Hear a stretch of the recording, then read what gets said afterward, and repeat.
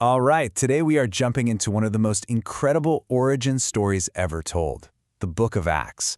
We're going to see how a tiny, seemingly defeated group of people launched a movement that literally changed the course of history. And it all starts with a huge puzzle. So here's the central question, right? Their leader, Jesus, has been executed. He's appeared to them, but now he's gone. Logically, this should be the end of the line, game over. But instead, it's just the beginning. So how on earth did they do it?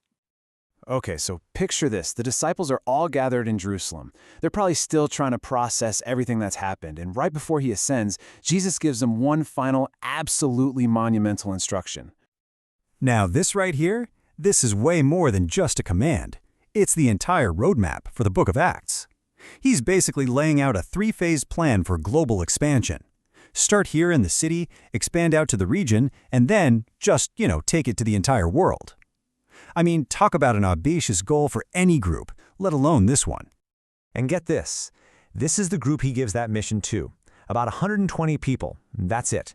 Not a powerful army, not some political machine, just a small community huddled together in a room waiting.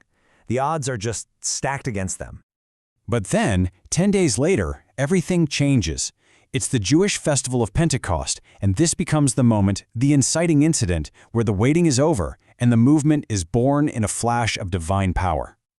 All of a sudden, a sound like a hurricane rips through the house. Then what looks like individual flames of fire appear and come to rest on every single person there. The result?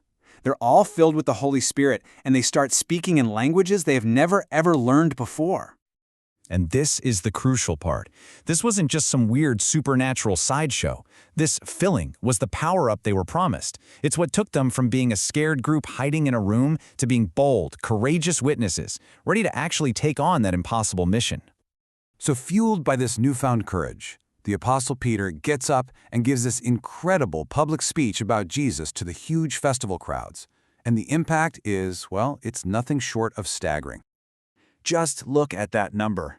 On one day, after one sermon, their ranks swell from just 120 to over 3,000. This isn't slow, steady growth. It's a straight-up explosion.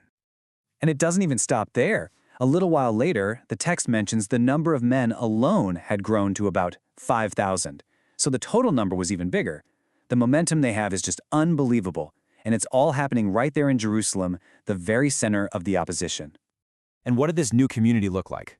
Honestly, it was pretty radical. They were all in, learning, hanging out, sharing meals.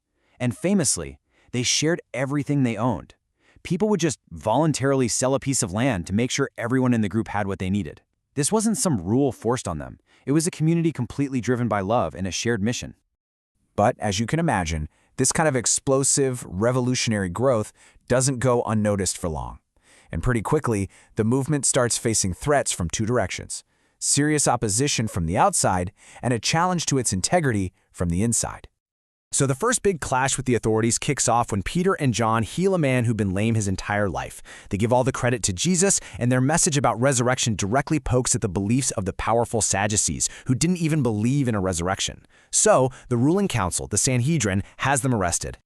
And this is how Peter replies to the most powerful men in the city. I mean, think about it. This is the same guy who, just weeks before, was so scared that he denied he even knew Jesus. The change is just, wow. They're fearless now, basically saying, we're going to obey God, not you. Now at the same time, an internal threat was brewing. And to show us what was at stake, the story first gives us the gold standard, a guy named Barnabas. He sells a field and without a second thought gives every penny to the apostles to help those in need. That's the heart of the movement right there. But then you get the polar opposite. A couple, Ananias and Sapphira, try to fake that same generosity. Now, the problem wasn't that they kept some of the money. It was their money to keep. The problem was the lie.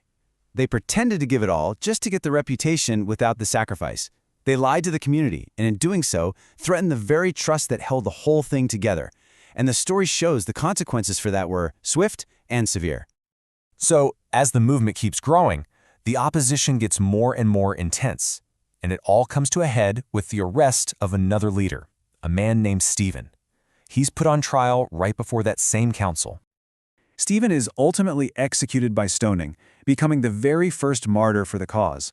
And the text makes a special point of introducing someone who's there, watching and approving of the whole thing, a zealous young man named Saul. You're definitely going to want to remember that name. Stephen's death is like a match to a powder keg. It unleashes this massive wave of persecution against all the believers in Jerusalem. People have to flee for their lives, scattering out into the countryside. To any outside observer, it looks like the movement has just been completely crushed. But here is the great, beautiful irony of the whole story. The mission started in Jerusalem, right? Then, persecution hits, and the believers are forced to run. But where do they run? To Judea and Samaria, the very next places on the mission map Jesus laid out. The attack that was meant to stamp them out is the very thing that forces them to expand. The scattered believers just took the message with them wherever they went. This table breaks it all down perfectly. The first half of the book, which we've just covered, is all about Jerusalem, with Peter as the main guy, and the message going mostly to a Jewish audience. But that persecution is the pivot point for the entire second half of the book, where the center of gravity shifts, the mission goes truly global, and the main character becomes, well, Paul. So if you take away one thing from this part of the story, let it be this. The greatest threat to the early church, persecution, actually became the engine for its growth. The attempt to destroy the movement is exactly what made it spread. Which leaves us with one last, truly mind-bending question. We just met Saul, the guy who was doing everything in his power to wipe out this movement. So what happens when he becomes its most passionate, most influential leader? Well, that's a story for next time.